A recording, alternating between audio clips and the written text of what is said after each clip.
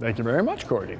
Now, most of Manitobans are familiar with Peak of the Market. We know that they get fresh local vegetables to your local grocery store, but how do they do that in the dead of winter? Our man Drew Kozub and our live eye today to answer that question. Good morning, Drew.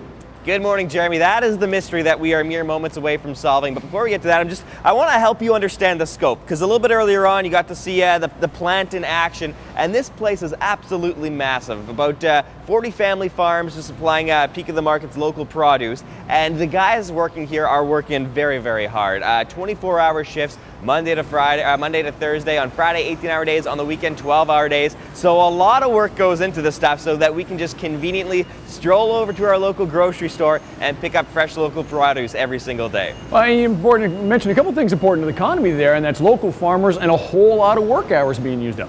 Oh yeah, and you know what? The thing is, when Larry first started, I think he said about 19 years ago, this was sort of a Monday to Friday operation, like 8 hours a day. So things have really expanded. So great work supporting local farms and local farmers, and good for us too, because all of these farms are within 100 kilometers of the city. So we're getting fresh local produce. But the thing is, in the wintertime, how does that get to us? To tell us exactly how this works, I'd like to introduce you to Larry McIntosh. Thanks, first of all, for letting us come down today. This is fascinating seeing your operation in action today. I'm glad you can make it down. Okay, well, we've got a huge spread of the different sort of local vegetables that are available. And the big question is, Larry, it is very cold outside, the ground is frozen. How is it that you guys are able to source this much variety and get this much stuff locally at this time of year? All these vegetables were grown here last summer, so our growers have long-term storage. So on the farms, they can control air movement, humidity, and temperature, which you can't really do at home.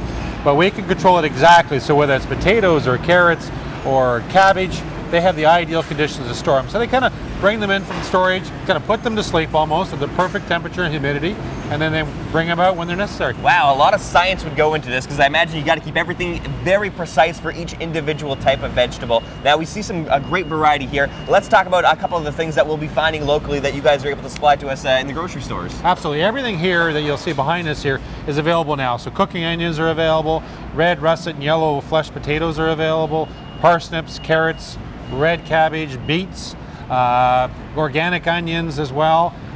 Seed potatoes, we're just starting to produce seed potatoes. They'll be coming out to the store shortly. It's hard to believe, but you'll be planting them soon. No kidding. Yeah, it's not that far away. So we're producing those now. A lot of work on your guys' end, and we don't even usually appreciate it. We just take it for granted that we know we can go to the store and pick up some fresh local stuff. So let's go on a little potato tour here. We've got some of the popular types here. What is the difference between these potatoes? Well, one's a Norland and one's a Sangre, and we grow about 14 or 15 different major varieties of red potatoes. The different potatoes are designed for different storage periods. So Norlands are more earlier in the season. We'll start in Vikings soon because they can store for a longer period of time. But even we have a number 2 and a number 1 potato in your hand. Basically, a difference between a number 1 and number 2 potato is just the look of the potato. No kidding. All right, now let's move on here to these guys. What can you tell us about these ones? Russet potatoes, there's different sizes of them. So you have a 100 count there and you have a 90 count there. So when a restaurant buys a potato and they put it on your plate, they want every plate to be exactly the same size potato. So we have everything from a 60 count or 50 count, which actually is a 1 pound potato, all the way up to a 100 count. So they're all exactly the same size, so that restaurant can give you a uniform plate when it comes out. So your growers and the farms that you supply from, you guys have to take note and stock and inventory to make sure that you have the exact right potato depending on which restaurant it's going to? That's absolutely right. So this would be one restaurant, that would be another restaurant, and every one in that box has to be that exact size. Whoa, so the next time we're trying to decide if we want baked potato or French fries at the restaurant, just take a moment to know how much science and thought went into that potato on your plate. So great stuff that we've seen here, Larry. What do you got next for us? Well, there's lots of things coming up. You know, the next crop coming up, which is very exciting, is asparagus. It's not that far away. It'll be up in May, June. So we can grow asparagus again right here in the province? Right here in our province. It's only a 7-week crop, but it's real fast. You got to get it when it's available. But as soon as the snow melts, I guess that has to happen first. But we'll be starting asparagus as our first crop of the year. Fresh, local asparagus, something to look forward to. If you want more information on the operations here at Peak of the Market, just go to our website at breakfasttelevision.ca. Taking a quick break here, but next up, it's onions. We'll show you how they bag them and how they get them ready for you to eat here at Peak of the Market.